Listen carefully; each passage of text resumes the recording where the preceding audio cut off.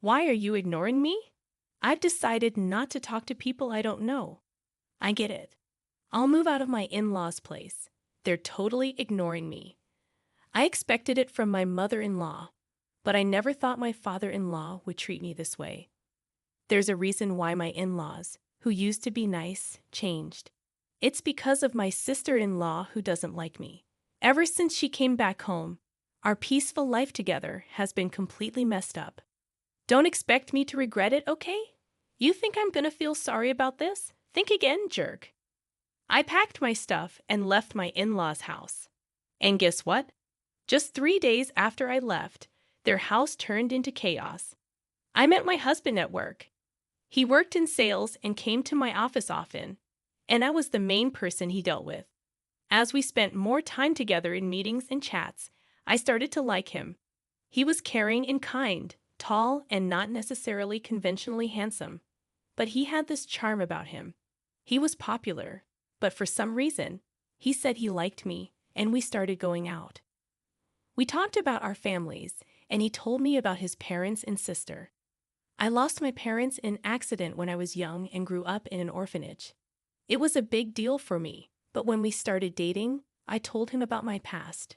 He said, "That sounds tough, but I'll always be there for you." And then he asked me to marry him. Right from the start, my husband wanted us to get married, so he quickly introduced me to his parents. During the meeting, I shared about my time growing up in an orphanage. They listened carefully and assured me that it wouldn't affect our marriage. It made me really happy. They even said that my background had no bearing on being part of their family, which warmed my heart. Only my sister-in-law, who was very close to her brother, seemed surprised, asking, "You grew up in an orphanage?" My husband had to talk to her about it.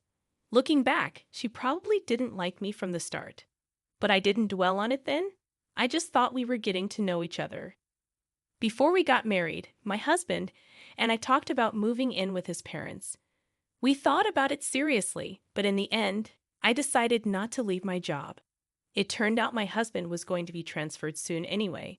I thought about quitting to go with him, but my career was going strong, and I had just been given more responsibilities. After discussing it, we decided he would move alone. After tying the knot, I wanted to enjoy that newlywed bliss for a while. I even casually thought about visiting my husband during long weekends for a little getaway. The idea of moving in with my in-laws right after marriage seemed a bit daunting, but my husband probably felt more comfortable living with them. Plus, he likely wanted to reassure his always worried mother by having us all under one roof. Since I lost my parents early on, I'd always longed for a family, so living with them didn't sound too bad. Besides, my in-laws had always treated me kindly, and I'd grown fond of them. Juggling work and my responsibilities as a daughter-in-law was tough, but having a family made me happy and fulfilled. Then one day, my father-in-law approached me with an unexpected request. This marked the beginning of some tension in our seemingly happy living arrangement. It was a time when my overly anxious mother-in-law, who tended to be a bit controlling with my father-in-law, was out shopping. I was about to start cleaning on my day off when my father-in-law asked to talk to me. "What's up?" "Well, I don't want my wife to find out, but I'm taking a leave from work." "Wait, a leave?" He explained that he'd been having issues with his boss and colleagues, and his health had gotten so bad that he had no choice but to take time off. My mother-in-law is generally a kind person, but she's always on edge and a bit obsessive. Living with them, I started to notice her anxious habits and how my father-in-law walked on eggshells around her to avoid upsetting her. He had always been slim, but looking back, I realized he had lost even more weight recently. It would have been comforting if my mother-in-law showed genuine concern about his weight loss. Instead, when he took a sick day for a cold before, she commented, "A cold. Everyone else at your level is already at the top. It's because you're always taking time off for silly reasons like colds. That's why you're not getting promoted." Rather than being caring, she was the type to be critical. He probably tried to soldier on no matter how bad he felt. But his health kept declining, and he started taking more sick days to secretly visit the hospital. He was really struggling both mentally and physically. With his frequent early departures, lateness, and days off, there was talk of him possibly needing to take a break from work. But my father-in-law was hesitant to upset my mother-in-law in any way. If he even suggested taking time off, she'd likely explode with anger. Plus, my father-in-law didn't earn much, and he relied on overtime pay, so taking a break would mean a significant drop in income. If he told my husband, he'd probably end up telling my mother-in-law, so he came to me, asking if I could help with the bills. If I mentioned taking a break, she might even leave me. Those words hit me hard. I was grateful to my in-laws for accepting me warmly, regardless of my background growing up in an institution. Determined to be there for them, I decided to assist him during this tough period. I understand. I'll send money to your account every month. Use it for expenses. I'm really sorry. I'll try my best to get better soon and go back to work. Thank you for trusting me. After that, my father-in-law continued his routine of pretending to go to work while I sent money to his bank account for living expenses. My mother-in-law, who wasn't very meticulous with her finances, never noticed my transfers because she didn't check her bank statements closely or keep track of household expenses. Meanwhile, my father-in-law would pretend to head to work, but instead visit a mental health clinic or take walks in the peaceful mountains. Over time, his health seemed to improve. I hoped he'd be back to work soon, but then something unexpected happened. After a disagreement with her husband, my sister-in-law decided to go back to her parents' home. There's no place like home. I felt like I was going crazy living with that idiot husband of mine. I'll be staying here for a while. Can you make meals for me too?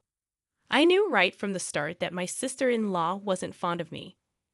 At our first family gathering, my husband was visibly upset because of her obvious disapproval. During our wedding, she wore a sour expression the whole time and even told me straight to my face, "My brother looks great, but you? He could have done better." She didn't hide her disdain for me, mentioning that it was embarrassing that I grew up without parents to attend the wedding. However, since she got married before us and had already moved out, I figured our interactions would be limited. That's why I thought living with them wouldn't be too bad. If she had still been living at home, I wouldn't have even considered moving in, knowing I'd have to deal with her constant criticism. Despite her stern attitude towards my father-in-law, I assumed her stay was temporary because of her marital issues and expected her to leave within a few days. My mother-in-law had always been kind to me, and even when my sister-in-law made snarky remarks, I trusted that my mother-in-law would stand up for me. But I was mistaken. One evening, when I came home from work, my mother-in-law's demeanor seemed off. "Is everything okay?" I asked. She seemed distant, not engaging in our usual conversation. When I inquired, she said, "Did you know you've been speaking ill of me behind my back?" "What? I've never said anything negative about you. You've always treated me well, and I'm genuinely grateful.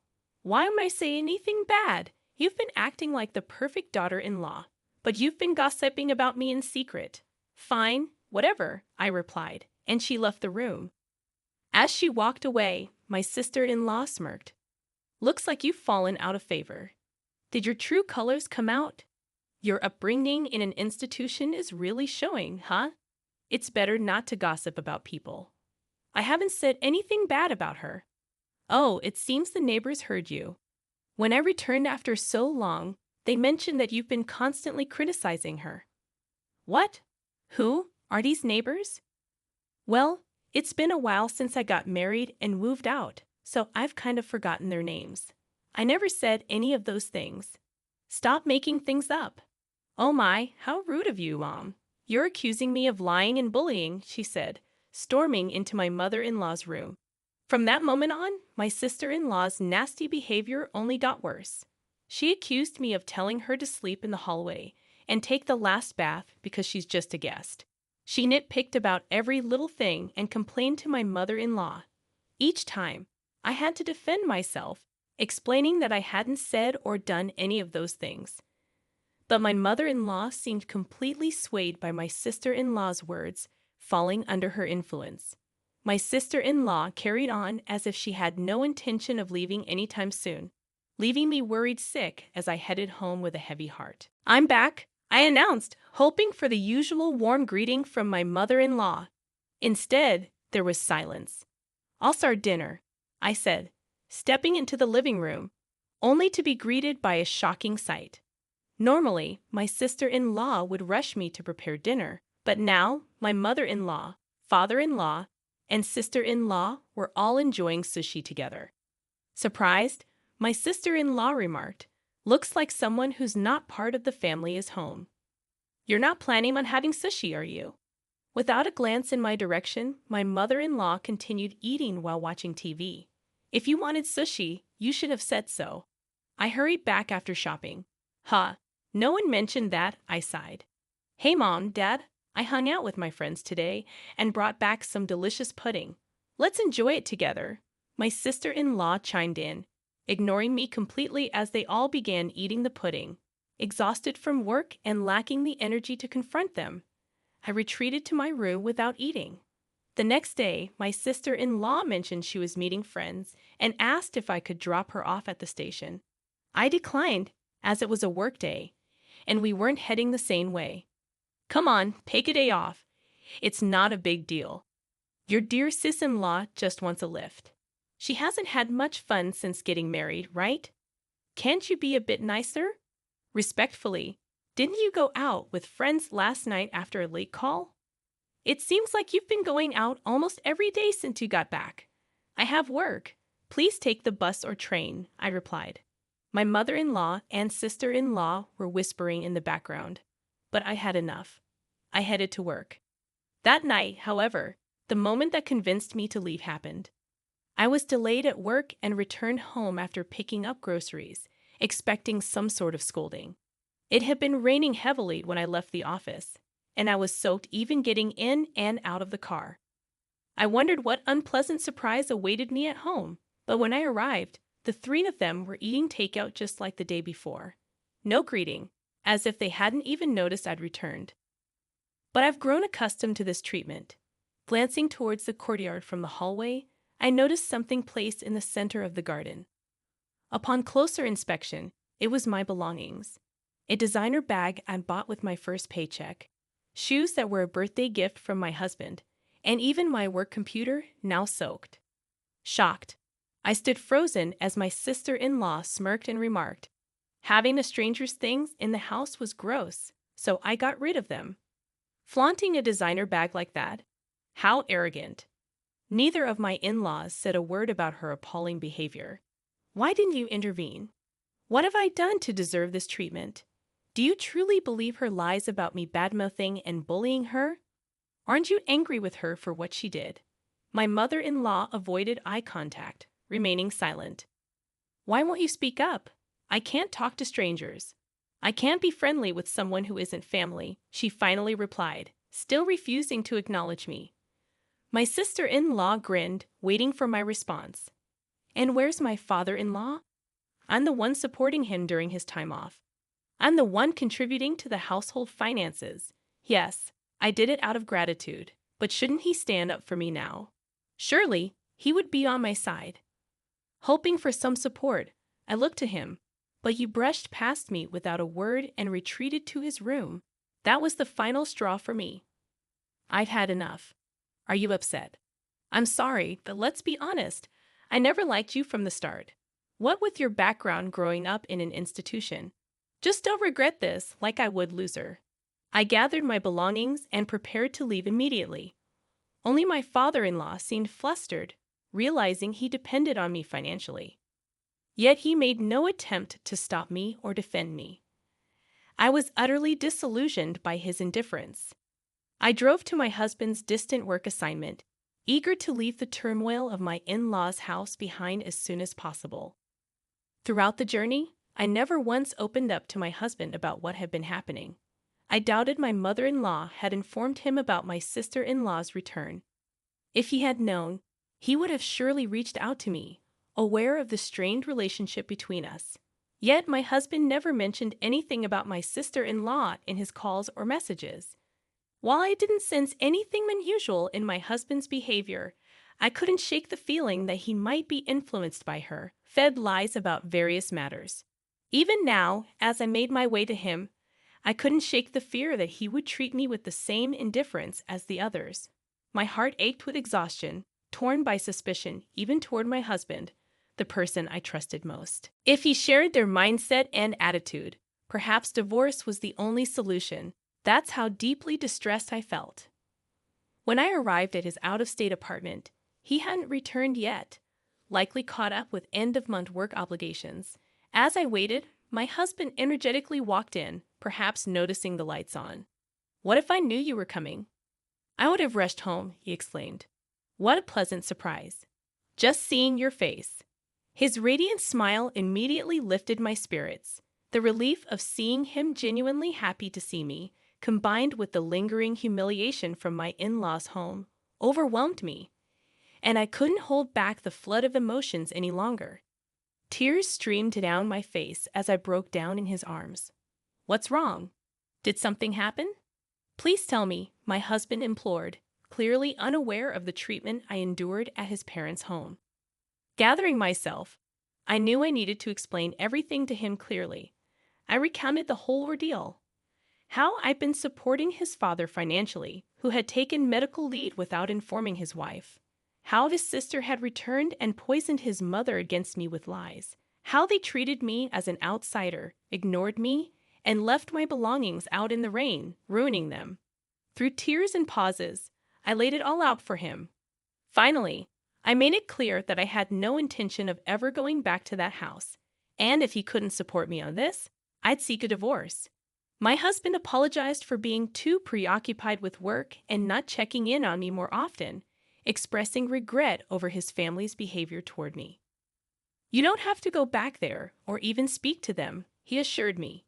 "Even if I were to forgive them, I'm cutting ties with my parents and sister." He also vowed to stop providing financial aid to his father. That night, I felt a weight lift off my shoulders. The tension dissolved, and I slept peacefully by his side. After leaving my in-laws' house, I never returned. While commuting from my husband's out-of-state location wasn't feasible, I had already discussed with my company the possibility of working remotely. Since my sister-in-law and mother-in-law had begun treating me harshly, my job didn't necessarily require me to be in the office all the time. Many of my colleagues and supervisors also worked remotely. Although I still needed to visit the office a few times a month, several colleagues lived even farther away, so transitioning to remote work wasn't an issue. I hadn't truly experienced married life since moving in with his family and dealing with my sister-in-law's bullying.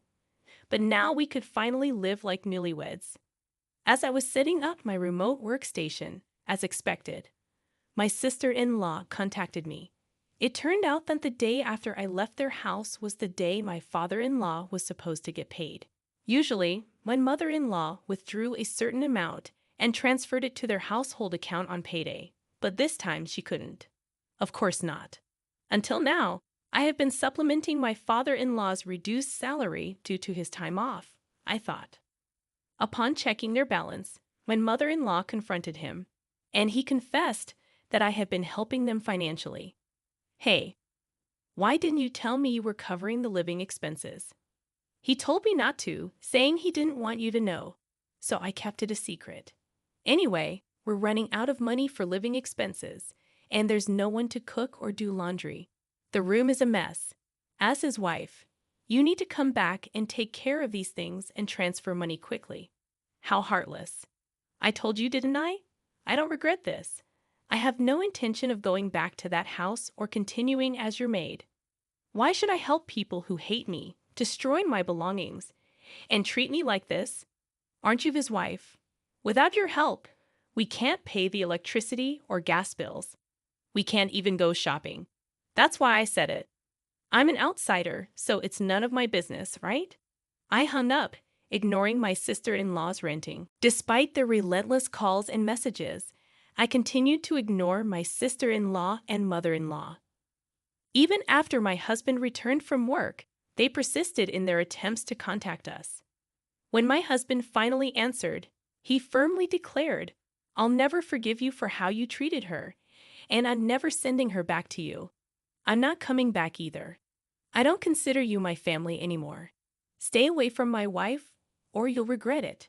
Given my sister-in-law's affection for her brother and my mother-in-law's dependence on him, they were likely shocked by his words. A few days later, my father-in-law reached out, pleading for continued financial assistance. Despite their acceptance of me, a girl from an orphanage, into their family, I couldn't overlook their lack of support during my time of need, despite all the help I had provided. I don't owe them anything. Why should I help those who ignored me? I'll never assist you again, I firmly stated before ending the call. Subsequently, my persistent mother-in-law and sister-in-law audaciously appeared at my workplace. Anticipating trouble, I had informed my company beforehand and security was immediately alerted. They caused a scene, demanding that I send money back home. Upon hearing this, my husband insisted, report them to the police. My colleagues at work were supportive, expressing disbelief at my past living situation. Focus on your remote work, they encouraged. Meanwhile, the pressure from my mother-in-law and sister-in-law took a toll on my father-in-law's health, leading to his resignation.